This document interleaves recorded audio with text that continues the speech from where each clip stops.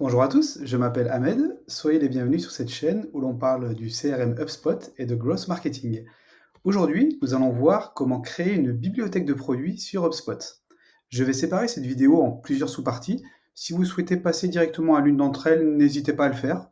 Vous pouvez aussi regarder cette vidéo d'une traite. Vous êtes prêts? C'est parti. Alors avant toute chose, il convient de définir ce que l'on entend par produit sur HubSpot et surtout à quoi va nous servir cette bibliothèque de produits. En fait, un produit représente un bien ou un service que vous allez proposer à vos clients. La bibliothèque de produits, quant à elle, va vous permettre de gérer ces produits de manière centralisée. Cela va donc faciliter la création de devis ou encore la gestion des ventes en ayant tous vos produits organisés et accessibles en un seul et même endroit. Par ailleurs, lorsque vous associez un produit à une transaction, devis, facture, etc., vous créez un poste. Un poste est une instance unique de ce produit. Ce qu'il faut savoir également, c'est que les modifications que vous allez apporter aux produits dans votre bibliothèque ne s'appliqueront pas aux postes déjà associés à vos enregistrements. Enfin, il est important de noter que tout utilisateur ayant accès aux objets respectifs peut visualiser et modifier les articles d'une affaire, d'un devis, d'une facture, d'un lien de paiement, mais il doit disposer des autorisations créer des articles personnalisés pour créer de nouveaux articles. Pour créer et modifier les produits, vous devez avoir les autorisations, gérer la bibliothèque de produits. Voilà pour le tour d'horizon des différentes notions. Je vous propose maintenant de créer un produit directement sur HubSpot. Allez, on y va.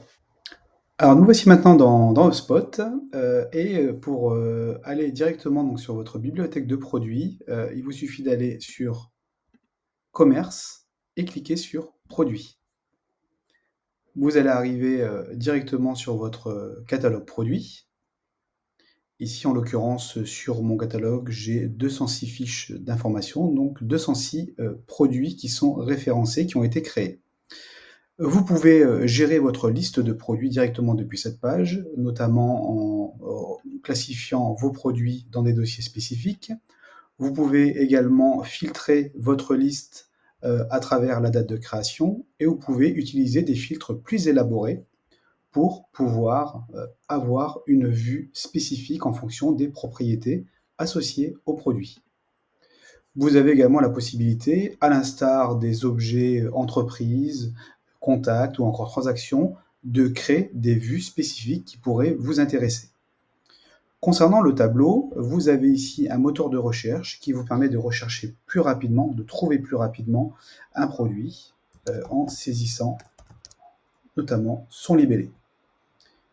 Vous pouvez également opérer des actions en masse sur les produits en cochant plusieurs d'entre eux et vous pouvez soit modifier en masse des propriétés spécifiques associées donc aux produits sélectionnés ou tout simplement les supprimer.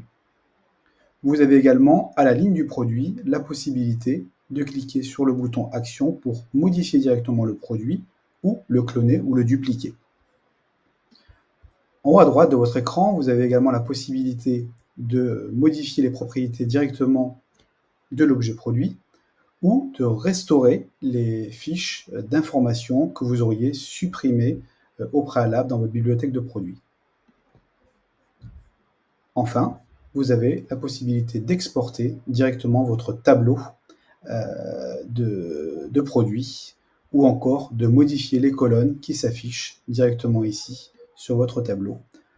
Par exemple, je vais ajouter la description du produit dans mon tableau pour pouvoir l'afficher. Vous voyez que la description du produit s'affiche directement. Voilà pour ce qui est de la bibliothèque du produit et de ce que vous pouvez en faire en termes de gestion. Alors, admettons maintenant que je souhaite créer ou ajouter des produits à ma bibliothèque. J'ai deux options qui s'offrent à moi.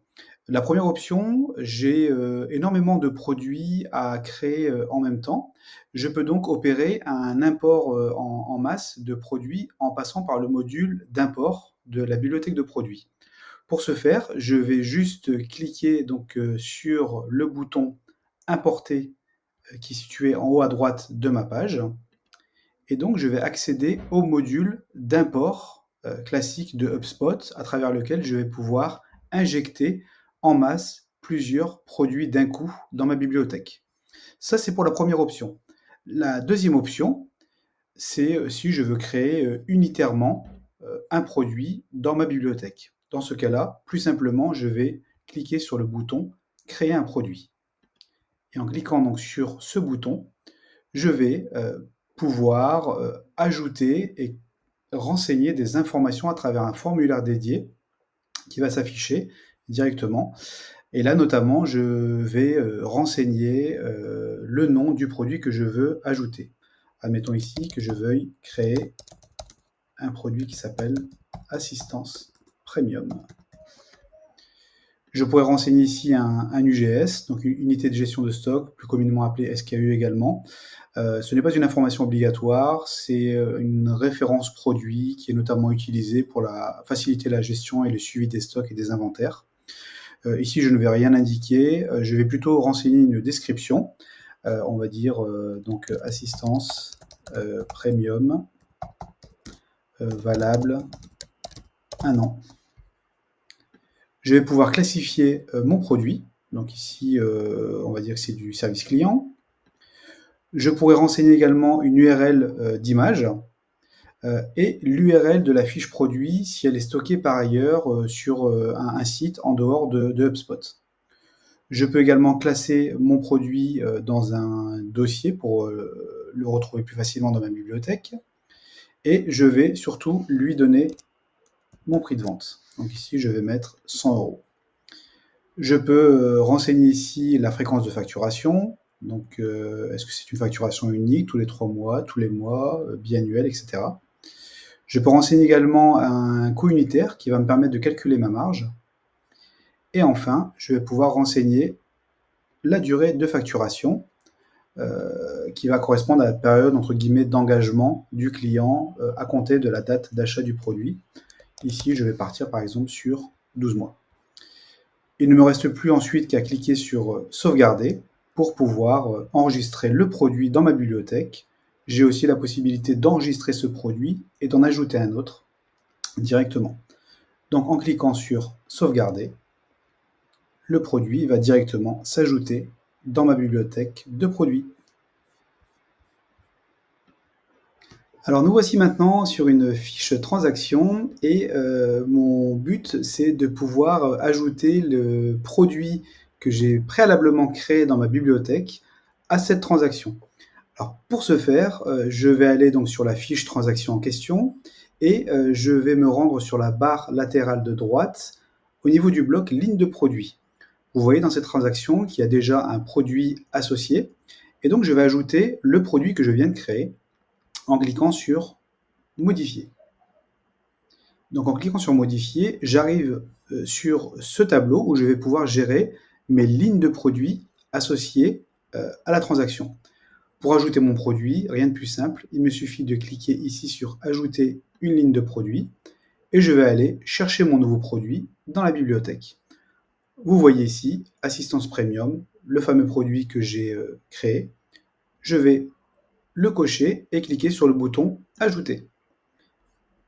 Le produit s'est bien ajouté à ma liste de lignes de produits, donc Assistance Premium, avec une durée de 12 mois au prix de 100 €.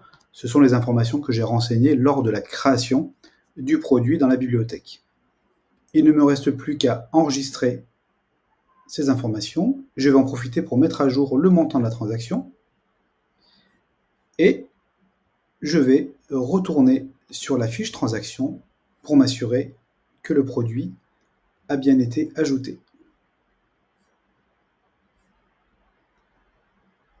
Et effectivement, on retrouve bien ici la nouvelle ligne de produit qui a été intégrée à ma transaction. Et le montant de la transaction a également changé puisqu'il est passé à 200 €. L'autre méthode serait de passer par le bloc devis. Vous pouvez très bien ajouter un nouveau devis et faire appel à cette ligne de produits assistance premium par la création de ce nouveau devis. On pourrait également updater ou modifier les produits en cours, ou les devis en cours, pardon. Il vous suffit donc de cliquer sur ici modifier et vous accéderez directement à l'interface de gestion de votre devis et vous retomberez sur le même tableau dans lequel vous allez pouvoir gérer vos lignes de produits et ajouter les produits que vous souhaitez. Et voilà, vous savez maintenant comment utiliser, créer et gérer votre bibliothèque de produits sur HubSpot. Cette vidéo décrit une infime partie de tout le potentiel offert par HubSpot. Vous pouvez vous abonner à notre chaîne YouTube pour être les premiers informés des nouvelles fonctionnalités et savoir comment bien les utiliser. Si vous souhaitez explorer plus en profondeur les fonctionnalités de HubSpot, n'hésitez pas à nous poser vos questions en commentaire. Pour le reste, nos experts ont créé d'autres vidéos tutoriels et nous avons une playlist dédiée. On se retrouve là-bas pour continuer d'explorer HubSpot ensemble.